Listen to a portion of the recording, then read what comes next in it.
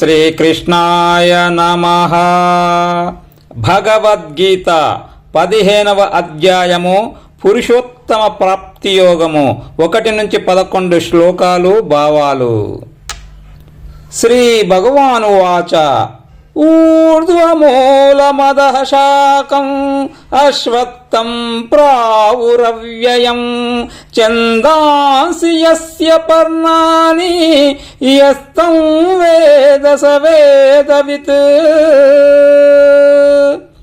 శ్రీ భగవానుడు చెబుతున్నాడు, అర్జున, ఈ ప్రపంచాన్ని అశ్వత్థ వృక్షం అన్నారు.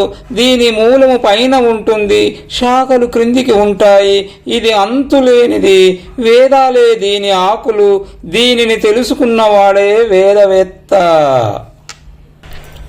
అధశ్చోర్ధం ప్రసుత్రాస్తస్య శాఖా గుణ ప్రబుద్ధా విషయ ప్రావాలాః అధచ్చ మూలాన్యనుసంతతాని కర్మానుబంధీని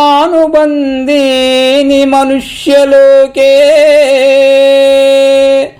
అర్జున, సంసార వృక్షం యొక్క కొమ్మలు క్రిందికి పైకి వ్యాపించి ఉన్నాయి. అవి గుణముల చేత వృద్ధి చెందాయి. విషయాలే వాటికి చిగుళ్ళు. మానవలోకంలో కర్మ సంబంధాన్ని కలిగించే మొదళ్ళు కిందికి అల్లుకొనిపోయాయి. నరూపమస్యేహ తతోపలభ్యతే నాతో నాదిర్న చ సంప్రతిష్ఠా అశ్వత్థమేనం సువిరూఢమూలం అసంగశత్రేణ దృఢేన చిత్వా. అర్జున, సంసార వృక్షం యొక్క స్వరూపము ఈ ప్రపంచములో తెలియడము లేదు. మొదలెక్కడో, నడమేదో, అంతమెక్కడో అసలే తెలియడము లేదు. వేళ్ళు బాగా పాతుకుపోయిన ఈ సంసార వృక్షాన్ని దృఢమైన అసంగ శస్త్రము చేత ఖండించాలి. తతః పదం తత్పరిమార్గితవ్యం యస్మిన్ గతా న నివర్తంతి భూయః తమేవ చాద్యం పురుషం ప్రపద్యే యతః ప్రవృత్తి ప్రసృతితా పురాణీ. అర్జున, ఏ స్థానమును చేరిన వారు మళ్ళీ తిరిగి రారో, అనాది అయిన ఈ సంసార ప్రవృత్తి ఎవరి నుండి విస్తరించిందో అట్టి ఆదిదేవుడైన పరమాత్మని ఆశ్రయిస్తున్నాను అనే భావముతో భగవంతుణ్ణి అన్వేషించాలి. నిర్మాణమోహజిత సంగదోషాః అధ్యాత్మ నిత్యా వినివృత్త కామాః ద్వంద్వైర్విముక్తాః సుఖ దుఃఖ సంగైర్ గచ్చంత్యమూఢాః పదమవ్యయం తత్. అర్జున, మోహాభిమానాలు తొలగిన వారు, సంగత్వ దోషము లేనివారు, సదా ఆత్మ చింతనా పరులు, కోరికలు లేనివారు, సుఖ దుఃఖ రూపాలైన ద్వంద్వాలను దాటిన వారు, మోహం లేని మహాత్ములు హవ్యయమైన మోక్షమును పొందుతారు. న తద్భాసయతే సూర్యో న శశాంకో న పావకః యద్గత్వా న నివర్తంతే తద్ధామ పరమం మమ. అర్జున, నా ధామము దివ్యమైనది. అక్కడ చేరితే తిరిగి రావడం అంటూ ఉండదు. ఆ పరంధామాన్ని సూర్యుడు ప్రకాశింప చేయలేడు, చంద్రుడు వెలిగించలేడు, అగ్ని చూపలేదు.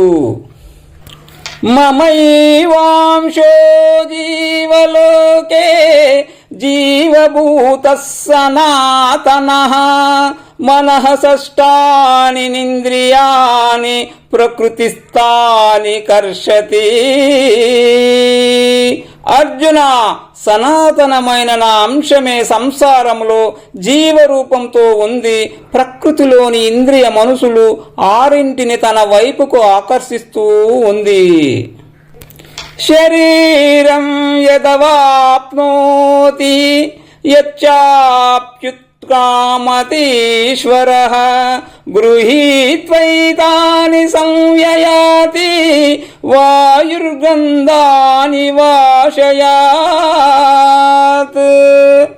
అర్జున, గాలి పోతూ పోతూ పువ్వులలోని పరిమళాన్ని వెంట తీసుకొని పోతుంది. అలాగే జీవుడు ఒక శరీరాన్ని విడిచిపెట్టి మరొక శరీరంలో ప్రవేశించేటప్పుడు ఇంద్రియ మనసులు ఆరింటిని వెంట పెట్టుకొని పోతాడు.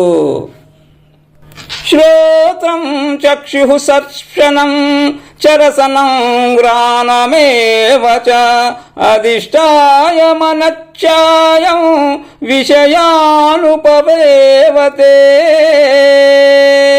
అర్జున, జీవుడు ఇంద్రియ మనసులు ఆరింటిని ఆశ్రయించుకొని విషయాలను అనుభవిస్తాడు.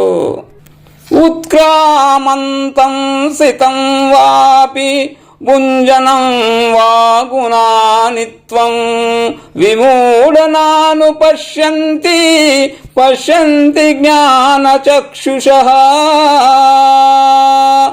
అర్జున, వెళ్ళేవాడు, ఉండేవాడు, అనుభవించేవాడు గుణయుతుడైన జీవాత్మను అజ్ఞానులు తెలుసుకోలేరు, జ్ఞాననేత్రం కలవారు దర్శిస్తారు. యతంతో యోగినచ్చైనం పశ్యంత్యాత్మన్యవసిత్తితం యతంతోప్యకృతాత్మానః నైనం పశ్యంత్యచేతసః. అర్జున, ప్రయత్నము చేసే యోగులు తమ స్వరూపమైన ఆత్మను దర్శిస్తున్నారు.